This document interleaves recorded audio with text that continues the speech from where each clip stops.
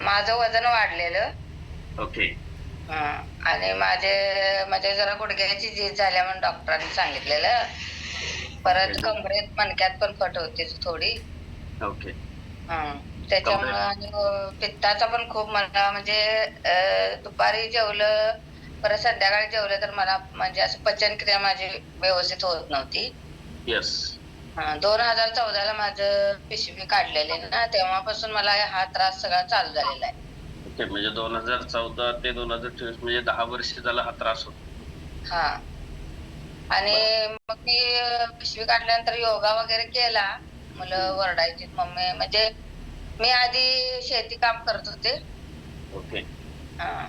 त्यावेळेला ज्या वेळेला माझी पिशवी काढली तेव्हापासून माझी तब्येत बिघड झाला. ओके. म्हणजे ज्या वेळेस पासून आपले पिशवी काढली तेव्हापासून आपल्यामध्ये हा बदल झाला. मग नंतर घरीच राहिले ना. म्हणजे असं प्रॉब्लेम आला की सासूबाईंना पॅरालिस झाल्यामुळे घरीच राहावं लागलं. ओके. तेव्हापासून तब्येतीत पूर्णच बदल होत गेला. येस. हे 10 वर्ष नेमके कसे गेले बरं आपल्याला?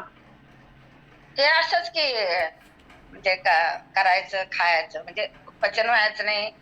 परत घरातल्या सासूबाईंचा सगळी सेवा वगैरे करणे त्याच्यामुळे पण होत असल्याचं वाटलेलं.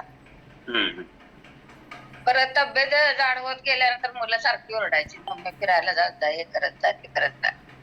मग योगाला पण गेले परत म्हणजे घरातल्या प्रॉब्लेममुळे जमलं नाही. ओके. या ठिकाणी जॉईन झाल्यानंतर मग कशी सुरुवात झाली आपली? सुरुवातीला वाटत होतं की हे असलं काय म्हणजे असं कसं काय व्यायाम करतात.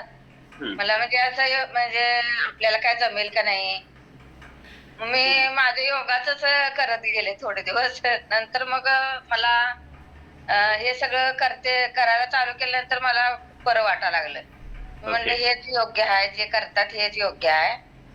मग माझं 3 महिन्यात माझं 3 किलो वजन कमी झालेलं. 3 महिन्यात 3 किलो वजन कमी झालं. क्या बात है! खूप खूप अभिनंदन. माझं काँग्रॅच्युलेशन. 72 किलो वजन होतं. ओके. नंतर मग 3 किलो वजन कमी झाल्यानंतर मग माझे गुरु वांगर मॅडम आणि अशोक वांगर मॅडम सर आणि मनीषा मॅडम दोघंही माझी चौकशी खूप व्यवस्थित करतात. आणि परत येऊन माझ्या शरीराची पूर्ण तपासणी करून गेले ते कसं काय तुमच्या शरीरात बदल झालाय किंवा काय. मग जे जे प्रॉब्लेम होते ते भरपूर माझे कमी झालेत. काय काय चॅलेंजेस कमी झाले आता याच्यामुळे? माझ्या आता पित्ताचा त्रास मला कमी झालाय. परत मला असं वाकून काम करता येत नव्हतं. असं खाली बसून 2 पायावर मला काम करता येत नव्हतं. आता पूर्ण मला व्यवस्थित बसता येते, करता येते. मला दम लागत होता. चाललं की थोडं दम लागायचा. मग बायका अशा नावं ठेवायच्या. काय हो तुम्हाला केवढा दम लागतोय. तुम्ही जरा तपासून घ्या. नंतर मला आणि बीपीचा त्रास सुरू झाला. असं टेन्शन हे असं सगळं वजन वाढल्यामुळे. येस. पण आता 2 महिन्यात मला पूर्ण म्हणजे 1 महिनाच मी गोळ्या घेतल्या. नंतर मला असं गोळ्या घ्यायची सुद्धा गरज वाटत नव्हती. पण अजून तपासून यायचं म्हणून मी घेते. चालू आहेत. पण डॉक्टरांना दाखवून मी चालल्याने त्यांच्या बंद करायचं असं माझं हे आहे. ओके.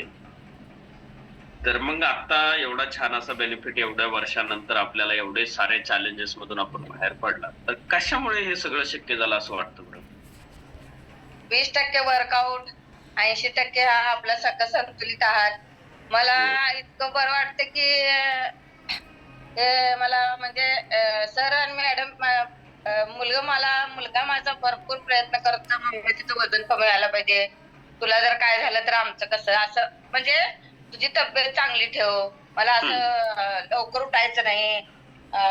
मला असं पूर्ण असा कंटाळाच आलेला. मम्मी तू काम करत होतीस त्यावेळेला किती चांगलं होतीस आणि आता तू अशी का वागतेस. म्हणजे मला शरीरच माझं साथ देत नव्हतं. असं मला होत होतं. आणि सारखं मुलं म्हणायची फिरायला तर जात जा मम्मी. असं कर तसं कर. पण माझी इच्छाच व्हायची नाही. असं पूर्ण माझं शरीरच कंटाळलं होतं. मग सर भेटले, मॅडम भेटल्या. सर आणि माझ्या मुलग्याचं ऑप्टिकलचं दुकान आहे. मग चष्मा करायला टाकायला आलेले सर. ओके. त्यातून ओळख झाली. मग मॅडम पण आल्या होत्या. मग त्यातून त्यांच्या असं बघितलं तर वजन कमी व्हायचा विषय चाललेला माझ्या मुलग्याचा मित्राचा त्यांचा. आणि नंतर मग सर म्हणाले असं असं हाय. तर मुलगा माझा म्हणाला बरं झालं सर, माझ्या मम्मीचं पण वजन भरपूर वाढलेलं आहे, तुम्ही बघा.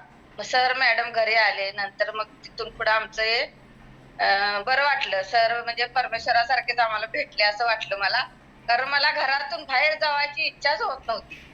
कारण Yes. असं पूर्ण शरीर माझं थकल्यासारखं झालं. जगायची पण इच्छा असं वाटायचं नाही की जाऊ तिकडे आता. इतकी वर्ष केले, आता काय करण्यात काय अर्थ नाही असं वाटत.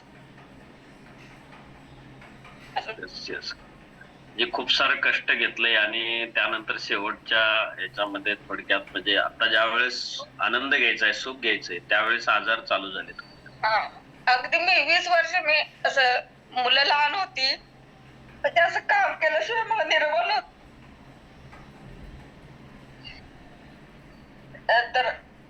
नंतर माझ्या मुलाला नोकरी लागली, तोपर्यंत सासूबाईंना पॅरालिस झाला.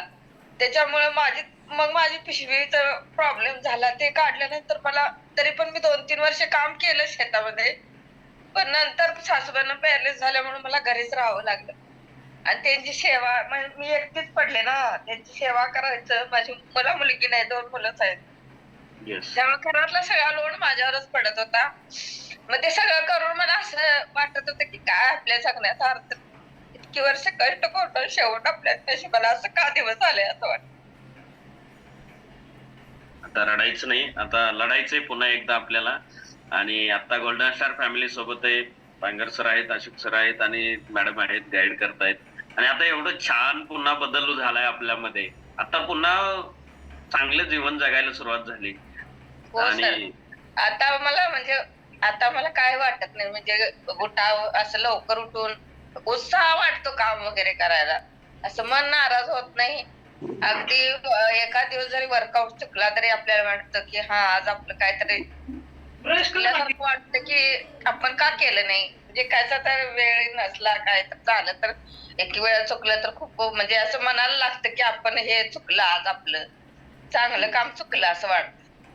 येस येस, नक्कीच. आता खूप आनंदी आयुष्य इथून पुढचं सगळं जाणार आहे. हेल्दी लाईफस्टाईल जगणार आहेत. आणि मुलांच्या ज्या अपेक्षा आहेत की तुम्ही आता सुखात समाधानात राहावं, हेल्दी राहावं. कारण की निरोगी आयुष्य जगलं तर त्यांनाही आनंद वाटेल. आणि मुलं माझ्यासाठी खूप प्रयत्न करतात की आपली मम्मी चांगली राहावी, असं त्यांना खूप मनापासून वाटतं. येस येस येस, आणि नक्कीच त्याचा बेनिफिट आता त्यांना मिळतोय. आणि तेही खुश असतील की तुमच्यामध्ये झालेला बदल पाहून. भरपूर खुश आहेत. मम्मी तू आता हे बंद करू नको, तुझं चालू ठेव. कारण माझे मिस्टर अचानक वारले ना, त्यामुळं नंतर माझ्या मिस्टरांनी वारले अचानक. सासूबाईंना पॅरालिस झाल्यानंतर अचानकच अटॅकने मारल्यानंतर पूर्ण जीवन जगायची इच्छा कमी झाली. असं एकटं पडल्यासारखं झालं. असं वाटलं की आपल्या आयुष्यातच काय अर्थ. नक्की आता आहे सगळं व्यवस्थित झालंय. आणि मुलं माझी खूप चांगली आहेत. ते प्रयत्न करतात आपली मम्मी कशी पण व्यवस्थित राहू दे, तब्येत तिची तुझी चांगली ठेव मम्मी, असं त्यांना वाटतं. आता ही सगळी तब्येत व्यवस्थित झाल्यानंतर मग काय म्हणतायत मुलं? आता खूप त्यांना पण आनंद होते. मम्मी आता कशी व्यवस्थित राहतेस बघा, आता व्यवस्थित सगळं तुझं होते, काम होते, लवकर उठतेस, आता तुला बघून बरं वाटते असं वाटते त्यांना. आणि दोघं पण म्हणतात की आता तुझं हे वर्कआउट आहे, अजिबात बंद करायचं नाही, तुझं तू कर म्हण. येस, नक्की. खूप खूप अभिनंदन आणि कॉंग्रॅच्युलेशन. सगळ्या आपल्या आता म्हणजे वय किती आता सध्या? माझा आता रनिंग 49 चालू आहे. ओके. आणि मग आता तुमच्या वयातल्या महिलांना काय संदेश द्याल तुम्ही या ठिकाणी? हेच की सगळ्यांनी आपले तब्येत सांभाळण्यासाठी असा वर्कआउट करावा. मी प्रयत्न करते माझ्या बरोबरच्या बायकांना सांगण्याचा. एकेकांना पटतं न पटतं, पण मी प्रयत्न करत राहिले. कारण माझ्यात बदल झाल्यामुळे मला वाटते की त्यांच्यातही बदल व्हावा. माझ्या बहुतेक बायका आहेत की ना, त्यांना भरपूर असे प्रॉब्लेम आहेत.